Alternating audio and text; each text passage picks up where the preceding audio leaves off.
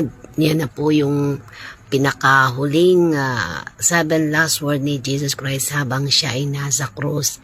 At matatagpuan po yan sa Luke 23:46. At ang sabi diyan, Father, into your hands I commit my spirit. Napakagandang salita ng Panginoon na kahit siya'y naandun sa cross nakapako, pero ang kanyang message ay message ng takumpay.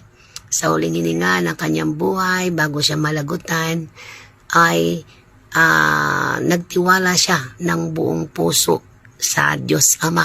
Kasi siyempre makapangyarihan ng Diyos Ama at alam niya yung plano niya sa kanyang anak. Kaya naman, katulad po sa ating mga buhay, sa panahon natin ngayon, napakahalaga na ipagkatiwala natin ang ating mga buhay sa kamay ng Panginoon kasi alam ng Diyos ang mga buhay natin. Ang Diyos ang nakakaalam. Kaya katulad ng ginawa ng Panginoon Kristo na ipinagkatiwala, complete ang pagtitiwala niya siyempre sa Diyos Ama. Kaya po, salamat sa 7 last word na sinabi ng Panginoon.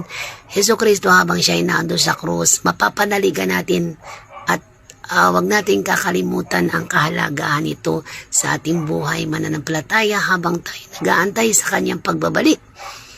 At napakalaga na magsipaghanda po tayo para sa pagbabalik ng Panginoon. Ang ating mga ang pangako ng Diyos na tayo isasama sa kanyang buhay sa langit ay makamta natin.